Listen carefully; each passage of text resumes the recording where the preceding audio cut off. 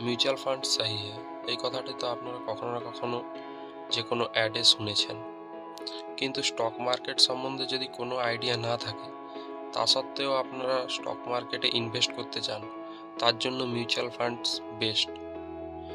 তো আজকের এই ভিডিওর মাধ্যমে যদি মিউচুয়াল ফান্ড সম্বন্ধে আপনাদের কোনো কোয়ারি থেকে থাকে, সেটা আমরা ক্লিয়ার করব। তো hello friends, welcome to my channel stocks India. Stocks ইন্ডিয়াতে আপনাদের সকলকে স্বাগত জানাই। মিউচুয়াল ফান্ড কি, মিউচুয়াল ফান্ড কিভাবে কাজ করে এবং আপনার জন্য কোনটা বেস্ট মিউচুয়াল ফান্ড, তা আজ আমরা এই ভিডিওর মাধ্যমে জানব। প্রথমে বলি মিউচুয়াল ফান্ড। মিউচুয়াল এবং ফান্ড এই দুটো কথা নিয়ে গঠিত। মিউচুয়াল অর্থাৎ সকলের এবং ফান্ড মানে টাকা। অর্থাৎ বড় বড় এএমসি মানে অ্যাসেট ম্যানেজমেন্ট কোম্পানিগুলি আপনার আমার মতো রিটেল ইনভেস্টরদের কাছ থেকে টাকা নিয়ে আলাদা আলাদা স্টকে ইনভেস্ট করে, আর সেটা থেকে রিটার্ন যে তারা গেইন করে, সেই রিটার্ন ইনভেস্টরদের মধ্যে ভাগ করে দেয়। সেই ফান্ডগুলোকেই আমরা মিউচুয়াল ফান্ড বলি। স্টক মার্কেট সম্বন্ধে কোনো আইডিয়া না থাকলে মিউচুয়াল ফান্ডের মাধ্যমেই বিনিয়োগ করা ভালো, কারণ এতে এএমসিগুলি তাদের হাই এক্সপিরিয়েন্স, নলেজ এবং অ্যাডভান্স টুলসের ইউজ করে ভালো ভালো জায়গায় অর্থাৎ ভালো ভালো স্টকে টাকা ইনভেস্ট করে, তাই বেস্ট রিটার্ন পাওয়া যায়। নাও moving on, best mutual fund কি? মিউচুয়াল ফান্ডের মাল্টিপল স্কিমস আছে, কিন্তু সেগুলোর মধ্যে প্রত্যেকটাই প্রত্যেকের জন্য নয়। আলাদা আলাদা গোল এবং রিস্ক অনুযায়ী মিউচুয়াল ফান্ডও আলাদা আলাদা আছে। আপনাকে নির্বাচন করতে হবে তার মধ্যে কোনটা আপনার জন্য ঠিক। চলুন দেখে নিই মিউচুয়াল ফান্ডকে কটা ভাগে ভাগ করা যায়। এটা মূলত 3 ধরনের হয়: ইকুইটি ফান্ড, ডেব্ট ফান্ড এবং হাইব্রিড ফান্ড। ইকুইটি ফান্ডের কথা একটু পরে আলোচনা করছি। প্রথমে ডেব্ট ফান্ড। ডেব্ট ফান্ড বলতে বোঝায় যেই ফান্ডগুলোতে গভর্নমেন্ট এবং কর্পোরেট বন্ডে ইনভেস্ট করা হয়। এই ফান্ডের রিস্ক লো থাকে, কারণ এই ফান্ডে গভর্নমেন্ট এবং কর্পোরেট বন্ডস থেকে ফিক্সড ইনকাম আসে এবং তাই এর রিটার্নও লো হয়। এরপর হাইব্রিড ফান্ড বলতে ইকুইটি এবং ডেব্ট ফান্ড এই দুটো ফান্ডে মিশিয়ে যেই ফান্ড ইনভেস্ট করে তাকে বোঝায়। হাইব্রিড ফান্ড মূলত 3 ধরনের হয়: ইকুইটি ওরিয়েন্টেড, ডেব্ট ওরিয়েন্টেড এবং ব্যালেন্সড হাইব্রিড। আবার ব্যালেন্সড হাইব্রিড ফান্ড 65% ইকুইটিতে ইনভেস্টেড থাকে এবং বাকি অংশ ডেব্টে ইনভেস্ট থাকে। এরপর আমরা কথা বলবো ইকুইটি ফান্ডস নিয়ে। স্টক মার্কেটে মূলত ইকুইটি ফান্ডসেই ইনভেস্ট করা হয়। ইকুইটি ফান্ড ইন্ডেক্সড ফান্ড অর্থাৎ নিফটি, সেন্সেক্স এই ধরনের ফান্ডগুলো, যেগুলো প্যাসিভ ফান্ড নামেও পরিচিত, কারণ এই ফান্ডে টপ কোম্পানিগুলোই ওই ইন্ডেক্সে অটোমেটিক চলে আসে এবং যেই কোম্পানির পারফরমেন্স খারাপ হয় সেই কোম্পানি ইন্ডেক্স থেকে বেরিয়ে যায়। তাই এখানে ফান্ড ম্যানেজারের অ্যাক্টিভ ইনভলভমেন্টের দরকার হয় না। সেই কারণের জন্য ইন্ডেক্স ফান্ডগুলোর এক্সপেন্স রেশিও কম থাকে। এরপর লার্জ ক্যাপ ফান্ড।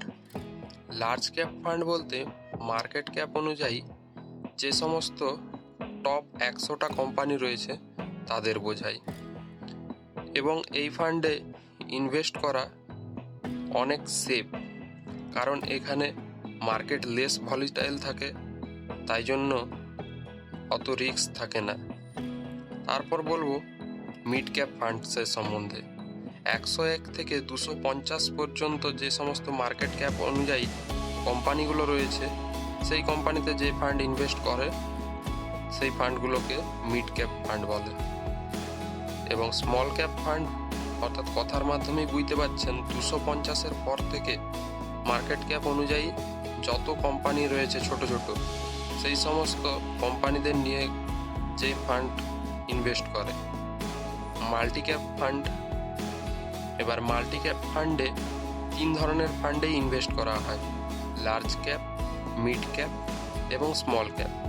কিন্তু এই ফান্ডগুলোতে ইনভেস্টের ক্ষেত্রে কিছু কিছু টার্মস আছে, অর্থাৎ লার্জ ক্যাপে 25%, মিড ক্যাপে 25% এবং স্মল ক্যাপে 25% ফান্ড ম্যানেজার ইনভেস্ট করতে বাউন্ড, এবং বাকি 25% ফান্ড ম্যানেজার তার এক্সপিরিয়েন্সকে কাজে লাগিয়ে কোন ফান্ড থেকে বেশি রিটার্ন আসবে সেই ফান্ডে ইনভেস্ট করতে পারেন। এই ফান্ডের এই সীমাবদ্ধতার জন্যই আরেক ধরনের মিউচুয়াল ফান্ডস আছে, এবং যেই ফান্ড লং টার্মের ক্ষেত্রে সব থেকে ভালো তা হলো ফ্লেক্সি ক্যাপ ফান্ড। এবং এই ফ্লেক্সি ক্যাপ ফান্ডে ফান্ড ম্যানেজারকে পুরো ফ্রিডম দেওয়া হয়, ওনার ওপর কোনো রেস্ট্রিকশান থাকে না, এবং উনি ওনার ইচ্ছা মতো mid cap, small cap, large cap এবং চাইলে ডেপ্ট ফান্ড এবং অন্যান্য যে সমস্ত কর্পোরেট বন্ডগুলো রয়েছে সবতেই ইনভেস্ট করতে পারেন। তাই জন্য এই ফান্ডে রিস্ক যেমন বেশি থাকে, তেমনই রিটার্নও লং টার্মে অন্যান্য ফান্ডগুলোর তুলনায় অনেক বেশি পাওয়া যায়। নাও মুভিং অন, কোন মিউচুয়াল ফান্ড আপনার জন্য ভালো তা নির্ভর করে আপনার রিস্ক অ্যাপেটাইট, অর্থাৎ আপনি কতটা রিস্ক নিতে পারবেন, এবং আপনার টাইম হরাইজনের উপর। লার্জ ক্যাপ ফান্ডের ক্ষেত্রে আপনি যদি 5 বছরের ওপর ইনভেস্টেড থাকতে পারেন তাহলেই আপনার এতে ইনভেস্ট করা উচিত।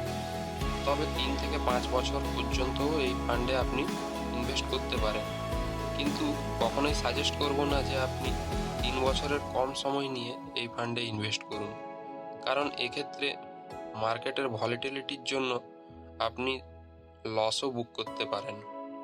আপনার যদি রিস্ক অ্যাপেটাইট বেশি না হয় তাহলে এই ফান্ডেই ইনভেস্ট করা উচিত, কারণ লার্জ ক্যাপগুলো ওয়েল এস্টাবলিশড কোম্পানি নিয়েই গঠিত হয়, তাই এই কোম্পানিতে যেমন রিটার্ন কম তেমন রিস্কও কম।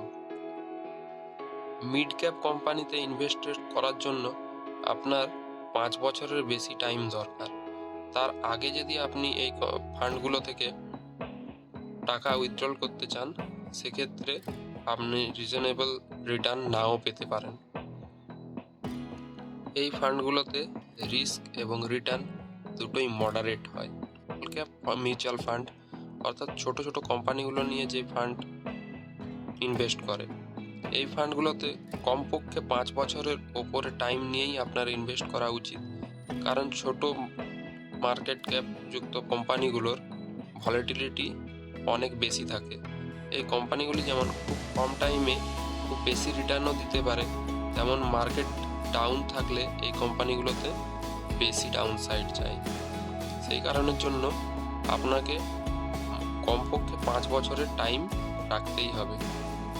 মাল্টি ক্যাপ ফান্ড, এই ফান্ডগুলোতে ন্যূনতম 5 বছরের টাইম হরাইজন নিয়েই ইনভেস্ট করা উচিত, কারণ এই ফান্ডগুলোতে লার্জ ক্যাপ, মিড ক্যাপ এবং স্মল ক্যাপ এই 3 ধরনের ফান্ডই থাকে, এবং এই ফান্ডের রিস্কও বেশি থাকে, কারণ এই ফান্ডে ফান্ড ম্যানেজারের ওপর রেস্ট্রিকশান থাকে, সে তার পছন্দ মতো ফান্ডে চাইলেই ইনভেস্ট করতে পারে না। তাই এই ফান্ডে রিস্ক নেওয়ার থেকে ফ্লেক্সি ক্যাপ ফান্ডে ইনভেস্ট করা ভালো, কিন্তু ফ্লেক্সি ক্যাপ ফান্ডে আপনার টাইম হরাইজন 5 বছরের বেশি হতে হবে। এই ফান্ডের ক্ষেত্রে ফান্ড ম্যানেজারের কোনো প্রেসার থাকে না, সে তার ফ্রিডম অনুযায়ী যে কোনো ফান্ডে ইনভেস্ট করতে পারে, এবং সেখানে সে তার অরিজিনাল কোয়ালিটিও দেখাতে পারে যে কোন ফান্ড থেকে বেশি রিটার্ন সে নিয়ে আসতে পারবে, এবং এই ফান্ডে হাই রিস্ক হাই রিটার্ন এই পলিসিতে চলে। এরপর ইন্ডেক্স ফান্ড, ইন্ডেক্স ফান্ডগুলিতে 5 বছর, 3 থেকে 5 বছর এই টাইম হরাইজনের মধ্যে ইনভেস্ট করা যেতে পারে, কিন্তু তার থেকে বেশি সময় ইনভেস্টেড থাকলে রিটার্নও বেশি পাওয়া যায়।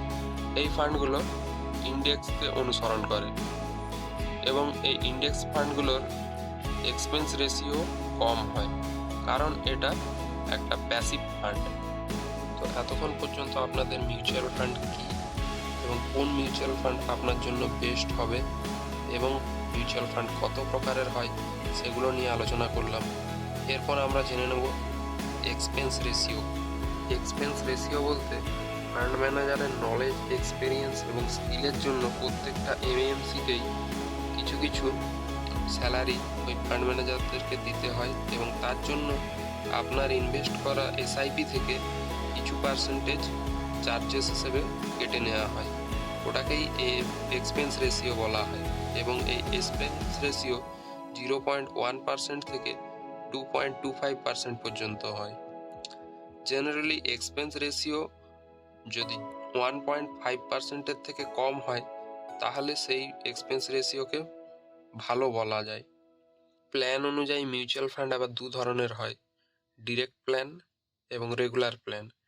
ডিরেক্ট প্ল্যানে কোনো থার্ড পার্টি ইনক্লুড থাকে না এবং এই প্ল্যানগুলির এক্সপেন্স রেশিও তাই কম হয় এবং রিটার্নও হাই হয়। অপরদিকে রেগুলার প্ল্যানগুলোতে থার্ড পার্টির ইনভলভমেন্ট থাকে, সেই কারণের জন্য এগুলোর এক্সপেন্স রেশিও হাই হয় এবং রিটার্নও লো হয়। কোনো মিউচুয়াল ফান্ডে ইনভেস্ট করার আগে আপনাকে ওই মিউচুয়াল ফান্ডের এক্সিট লোড অবশ্যই দেখে নেওয়া উচিত। এক্সিট লোড বলতে সাধারণত মিনিমাম টাইমের মধ্যে যদি আপনি উইথড্রল করতে চান আপনার ফান্ডটিকে, তার জন্য একটা চার্জেস দিতে হয় ওই মিউচুয়াল ফান্ডকে এবং সেই চার্জেস আপনার অবশ্যই দেখে নেওয়া উচিত।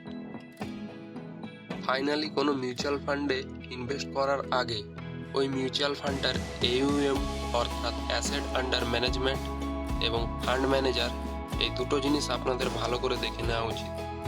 কোনো মিউচুয়াল ফান্ডের অ্যাসেট আন্ডার ম্যানেজমেন্ট যদি বেশি হয় তাহলে বুঝতে হবে যে ওই মিউচুয়াল ফান্ডটি বেশি পরিমাণ টাকা সার্কুলেট করছে, তাই ওই মিউচুয়াল ফান্ডের এক্সপিরিয়েন্সও অন্যান্যগুলির থেকে যথেষ্ট বেশি হবে এবং ফান্ড ম্যানেজার ভালো হওয়া দরকার, কারণ তিনি ইনভেস্টেড মানিটাকে সার্কুলেট করেন বিভিন্ন স্টকে এবং তার স্কিল, নলেজ এবং পাস্ট পারফরম্যান্স আপনি ওই মিউচুয়াল ফান্ডের সাইডে গিয়ে চেক করতে পারেন। এখন প্রশ্ন হলো আপনি কিভাবে মিউচুয়াল ফান্ডে ইনভেস্ট করবেন। তার জন্য আপনি সরাসরি মিউচুয়াল ফান্ডটির ওয়েবসাইটে গিয়েও ইনভেস্ট করতে পারেন, অথবা আপনি কোনো ডিম্যাট অ্যাকাউন্ট বানিয়ে তার মাধ্যমেও মিউচুয়াল ফান্ডে ইনভেস্ট করতে পারেন। কিন্তু সাধারণত ডিম্যাট অ্যাকাউন্টের মাধ্যমেই ইনভেস্ট করা আমি প্রেফার করি, কারণ এখানে আপনি স্টক এবং মিউচুয়াল ফান্ডের পারফরমেন্স একই জায়গাতে ট্র্যাক করতে পারবেন। তো that's all for today. Thank you এতক্ষণ পর্যন্ত ভিডিও দেখার জন্য। যদি ভিডিও ভালো লেগে থাকে তাহলে লাইক, শেয়ার এবং সাবস্ক্রাইব করে দেবেন। Thank you all.